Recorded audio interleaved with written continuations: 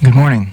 This morning we have with us in the studio Mary Bailey, who is the present head of the Arcane School, founded by Alice Bailey. And we're going to be talking about Alice Bailey, who was a remarkable woman and a tremendous contributor to the esoteric philosophy of the planet. We're going to hear her Great Invocation as it's sung by the new troubadours from Findhorn. And this invocation is kind of the central mantra that came down through her and is a central focus of the work of the Arcane School.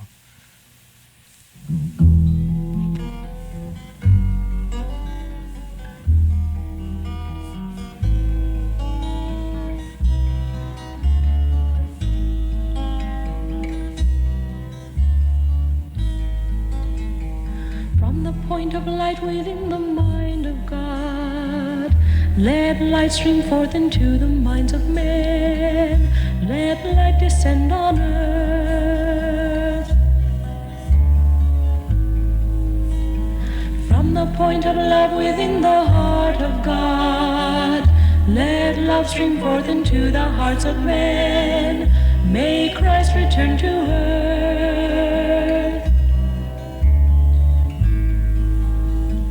From the center where the will of God is known, let purpose guide the little wills of men, the purpose which the masters know and serve. From the center which we call the race of men, let the plan of love and light work out, and may it seal the door where evil dwells. Let light and love and power restore the plan on earth.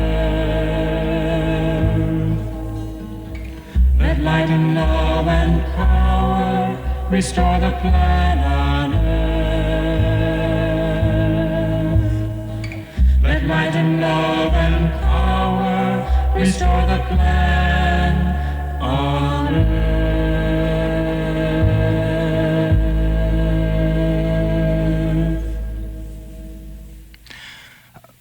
Alice Bailey worked directly with a Tibetan master, and all of her very extensive writings, or most of them, came down through him in a form of direct transmission, which was not automatic writing, but which was an intimate spiritual contact. And I've asked Mary Bailey to read from the autobiography of Alice Bailey a little bit about her relationship with D.K., the Tibetan master. Mary? Thank you. This, of course, is in Alice's own words, and I quote, "It was in November 1919 that I made my first contact with the Tibetan. I had sent the children off to school and thought I would snatch a few minutes to myself and went out on the hill close to the house. I sat down and began thinking, and then suddenly I was startled and attentive. I heard what I thought was a clear note of music which sounded from the sky, through the hill and in me. Then I heard a voice which said, 'There are some books which it is desired that be written for the public. You can write them. Will you do so?' Without a moment's notice, I said, 'Certainly not. I'm not a darn psychic, and I don't want to be drawn into anything like that.' I was startled to hear myself speaking out loud. The voice went on to say that wise people did not make snap judgments, and that I had a peculiar gift for the higher telepathy, and that what I was being asked to do embodied no aspect of the lower psychism. I replied that I didn't care, that I wasn't interested in any work of the psychic nature at all. The unseen person who was speaking so clearly and directly to me then said that he would give me time for consideration, that he would not take my answer then, and that he would come back in 3 weeks' time exactly to find out what I intended to do. I then shook myself as if I was awakening from a dream and went home and entirely forgot all about the matter. I never gave it another thought and did not even tell Foster about it. During the interval, I never remembered it. But sure enough, at the end of 3 weeks, I was spoken to again one evening as I sat in my sitting room after the children had gone to bed. Again I refused, but the speaker begged me to reconsider, and for a couple of weeks at least see what I could do. By this time I was getting curious, but not in the least convinced. I would try for a couple of weeks or a month, and then decide what I felt about it. It was during these few weeks that I got the first chapters of Initiation, Human and Solar. I would like to make it quite clear that the work I do is in no way related to automatic writing. Automatic writing, except in the rarest cases, and unfortunately, most people think their case is the rare exception, is very dangerous. The aspirant or disciple is never supposed to be an automaton.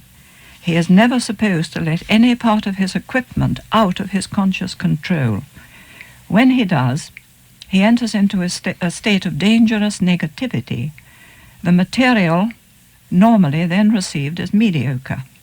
There is nothing new in it, and it frequently deteriorates as time goes on.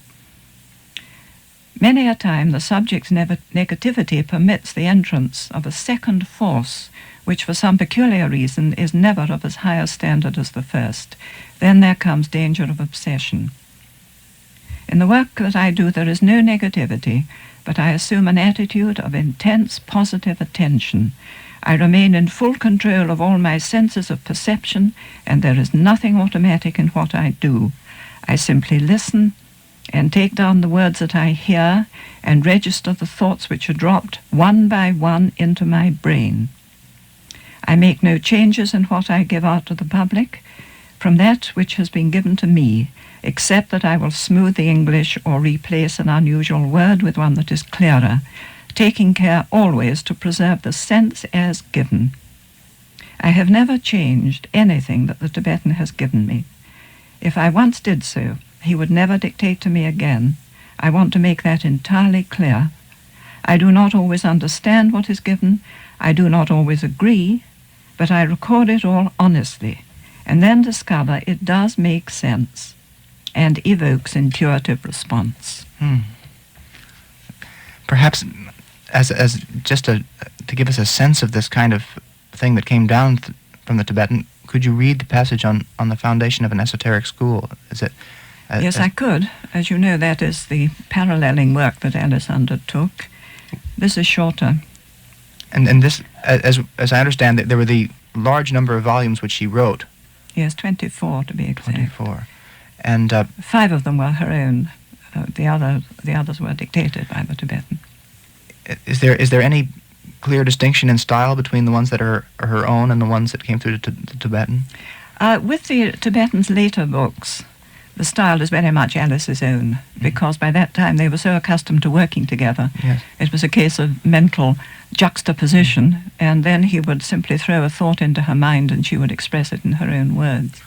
Originally, in the first early stages, he would pretty well dictate to her.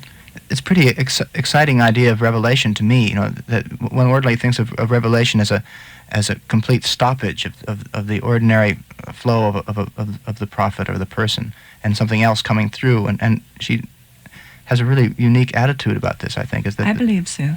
Mm-hmm. So then the other part of her work was the Arcane School. Yes. And so this passage will relate to that. Yes, this is the way an esoteric school is formed, and she says this: an esoteric school is not formed because some master orders a disciple to form one. The disciple who starts such a school of preparatory occultism does so entirely of his own volition. It is his definite self-chosen task. He has been serving to the best of his ability in a master's ashram. He is acquainted with world need.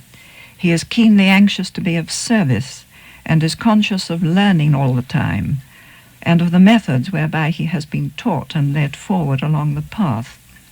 He is therefore a conscious worker, well aware of his duty as a disciple, in touch with his soul, and increasingly sensitive to the master's impression. He does not usually plan to start an esoteric school. No definite and planned organization takes shape in his mind. He is simply anxious to meet the surrounding need.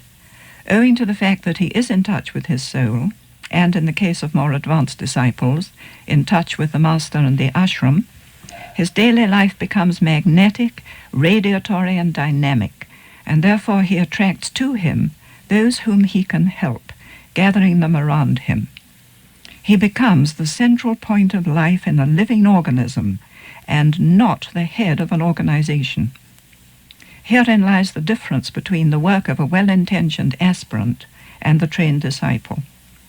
The world is full of organizations with some person at the head, whose motives are usually sound, but whose methods and approach to those he seeks to serve are those of the business world. He may build a helpful organization, but he does not found an esoteric school. A disciple becomes the center of a vital, radiating group, which grows and achieves its end because of the life at the center, developing from within outward. It is the force of his life which makes it successful, and not any system of advertising or claim-making, and seldom, if ever, is it a commercial success. People respond to the notes sounded and to the truths taught, and the influence of the group steadily increases until the disciple finds himself responsible for a group of aspirants. According to the measure of his soul contact, his sensitive response to the master's suggestions, and the impression of the ashram with which he is affiliated, will be the strength and usefulness of the group with which he works. Very, very clear, compelling kind of writing. Yes. Can you give us some idea of your relationship? I know, as the present head of the school, your name being Mary Bailey and Alice Bailey. It's sort of hard to. People think you're her sister or her daughter or something. Oh, I've been called her sister and I've been called her daughter, and it's really very simple. I'm the second Mrs. Foster Bailey. Foster Bailey was Alice's first husband. He worked with her for the whole period of her life as a disciple in developing her work, both with the books and the school and the other activities that grew out of it. And Alice died in 1949, as you probably know. And I've been working with him very closely since then, and we married some time ago. There's a tremendous amount of material which describes many facets of the Arcane School, and I'm a little bit at a loss at exactly how to get into it. There's a very rich philosophical dimension, and there's a whole dimension which many listeners might be surprised at, which is the strong emphasis on service of humanity and the very pragmatic concerns with world population, with world hunger, with the possible redistribution of wealth along more equitable lines. But I think perhaps the mystically approach, the best way to get into the whole thing would be through the Great Invocation itself, which is the central mantra, and which we heard as sung by the people at Fintorn. Yes. Could you intone this invocation, and we'll attempt to let it sort of sink into our minds and beings, and from there perhaps the whole thing can unfold. I'd be glad to. I don't know about intone, but I'd certainly be glad to say it, speak it. From the point of light within the mind of God, let light stream forth into the minds of men. Let light descend on earth. From the point of love within the heart of God, let love stream forth into the hearts of men. May Christ return to earth. From the center where the will of God is known, let purpose guide the little wills of men, the purpose which the masters know and serve. From the center which we call the race of men, let the plan of love and light work out, and may it seal the door where evil dwells. Let light and love and power restore the plan on earth.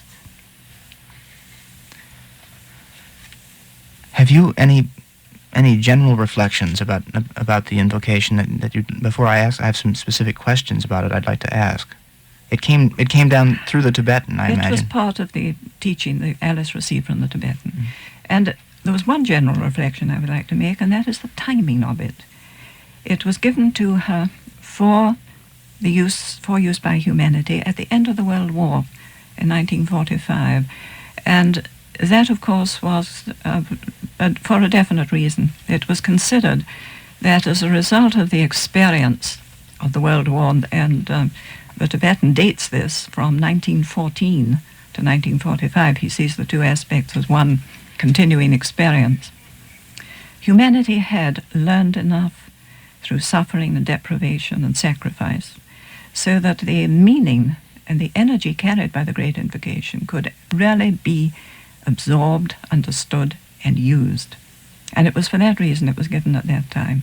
It was part of the whole effort of the spiritual forces of the planet to lift and turn human consciousness towards a better understanding of quality and meaning in life. I noticed that there are two streams that are invoked in the first two stanzas, and that is the stream flowing from the mind of God into the minds of men, and then the stream flowing from the heart of God into the hearts of men.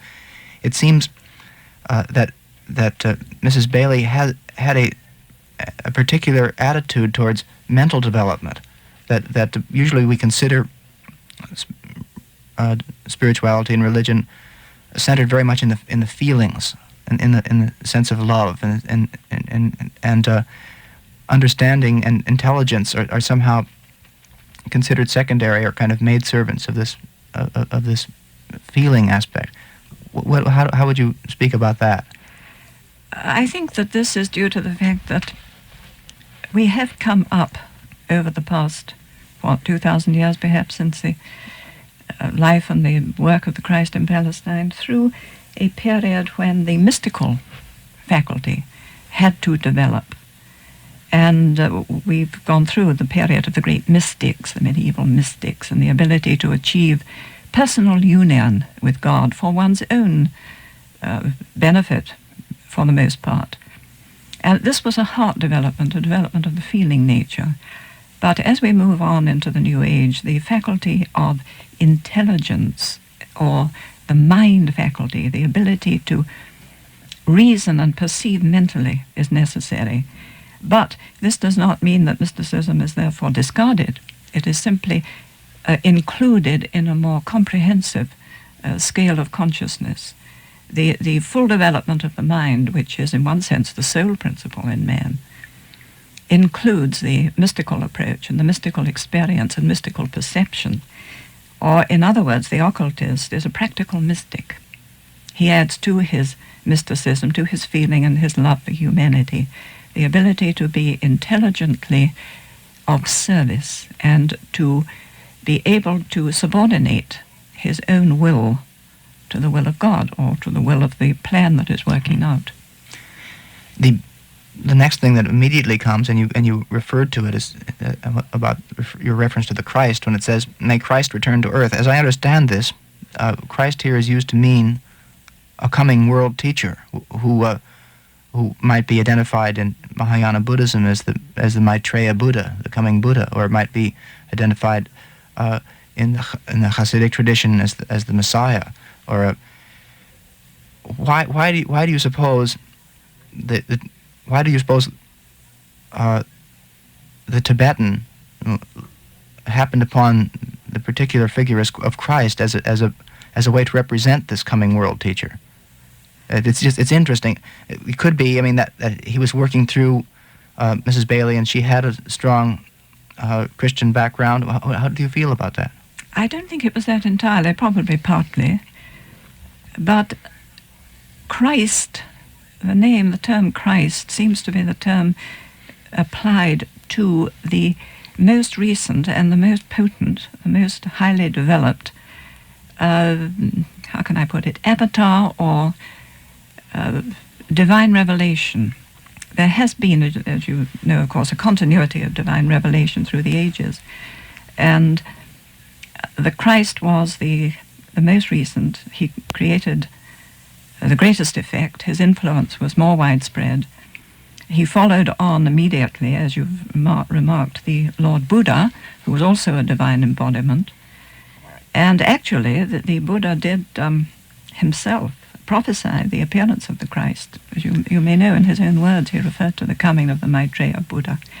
But the Christ is the point of love at the heart of the planetary heart, the great hierarchy of souls, the fifth kingdom in nature, if you like.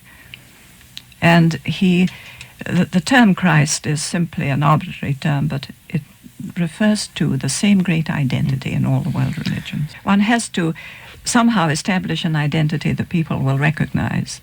And the Christ, even if he isn't accepted, is known, and his teaching is respected, because it, in a fundamental sense, corresponds to the basic principles of the teaching in all the main world religions. The principles that Christ taught are absolutely fundamental, and they lie within all world religions. And perhaps I could just make a comment here. We understand and accept the Buddha literally as the great brother of the Christ. The two together, and I think this is a very, to me, clear way of trying to explain the relationship. They represent the two main aspects of what is the fundamental stream of energy that's sustaining life on this planet at the present time.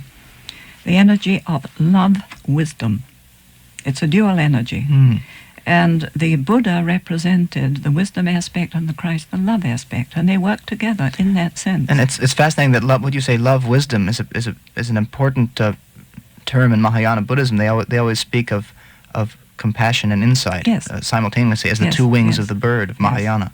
It's for this reason, I think, that the members of that spiritual hierarchy are known as the masters of the wisdom and the lords of compassion, or the society of illumined minds. They can be described in a way that relates them to any religion, any faith.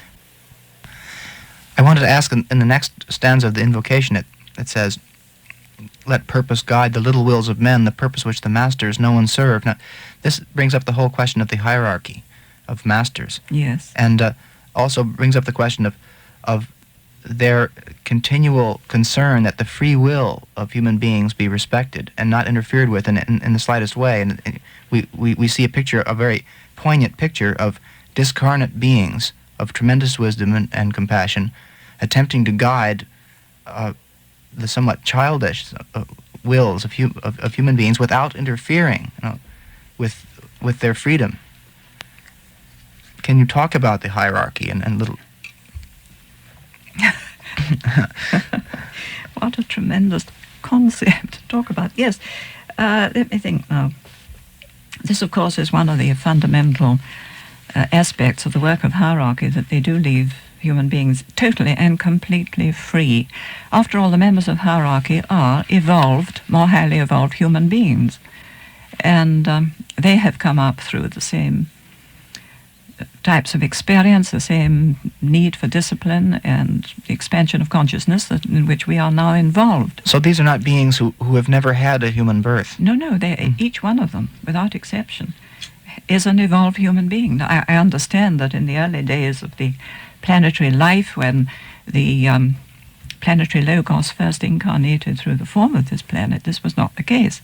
It was necessary to bring in help and states of consciousness from other parts of the universe in order to establish the necessary centers of energy. But today the hierarchy is composed entirely of evolved human beings, and at various stages of evolution. They are still evolving and growing and learning as we are, which is comforting, I sometimes think. So is the Christ and the Buddha. But the fundamental principle of freedom is never infringed under any circumstances, because humanity has not only the responsibility but the capacity today, because of its state of evolution, to solve its own problems. Therefore, the only function that the members of hierarchy can fill, and the only way in which they can work, is through impression, through making available by mental impression, or by, if you like, energy in the form of ideas, to their disciples, to those who are responsive and associated with them, energies, ideas, thoughts of the way in which human problems can be solved, of the direction in which human life should tend. It's very interesting to me to to see that the spiritual hierarchy are not, how should I say it? They're not kind of monks and nuns who just interested in spiritual evolution of people. I mean, they're almost like workers. They're almost like people in government or something like that. They're very much a part of the world. Alice Bailey says, the overall hierarchical organization has three major divisions, one having responsibility for world political progress or government in its true sense, the second having responsibility for teaching in its three aspects, education, religion, and healing, and a third division having responsibility for all economic progress, industry, labor, and capital relations, scientific discovery, finance as it pertains to all fields, intellectual culture, and the arts. And this gives one a sense of the flavor of the thing, that it's not a question of simply progress in meditation or something like that. It goes right down to the basic structure of society. I shouldn't say down, because I mean it's all into. It's not in any way lower concern than the meditative concern. Mm-hmm. That, of course, is absolutely essential. The only way we can grow and expand and move and evolve is through the way we apply our understanding and our insights into human affairs. There's no other way. And humanity is one of the three major centers in the planet. We're involved, in the larger sense, in the evolution of the planet as a whole. Our planetary life is evolving, and the contribution and the cooperation of all the major centers is required. Humanity is one, and therefore all centers are interrelated. Well, what are the other two? Well, the two higher than humanity are the spiritual hierarchy about which we're just talking, and the center referred to in the Great Invocation as the center where the will of God is known. In other words, to give it its technical name, Shambhala. But we hear about the plan all the time. What is the plan? Yes, I wish I could tell you. Because, as a matter of fact, the plan, to the extent that we can put it into words, is pretty well pinpointed in the Great Invocation, the plan of love and light. It's a plan of light and love and power. And this is the only way that it's formulated in hierarchy. It's then left up to humanity to formulate different types of activity that embody these energies so that human evolution can proceed. Would you say pretty much the way the plan is understood presently with the workers of the Arcane School whose main concern is world service in the sense of preparing the world, making the planet a truly harmonious place where higher revelations can occur? Is that fairly accurate? Yes, it's the plan at the present time is concerned almost entirely with the evolution of consciousness. And this is where our work and the work of many other people are focused. But for instance, the Lucis Trust is closely associated with the United Nations. For instance, Well, we are accepted as a non-governmental organization. Yes.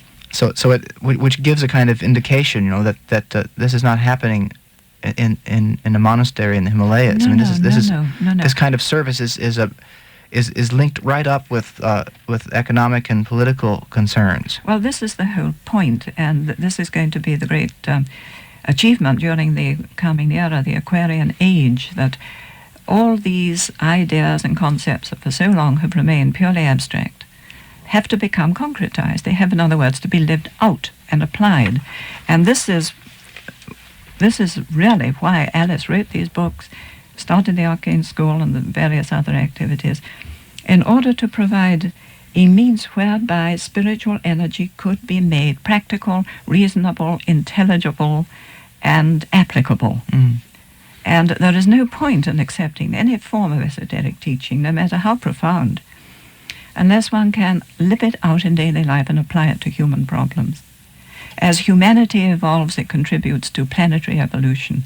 And we seem to be at the point now in the evolution of the planet where a great deal depends on the human kingdom and the speed with which humanity begins to demonstrate its spiritual capacity in the way it lives.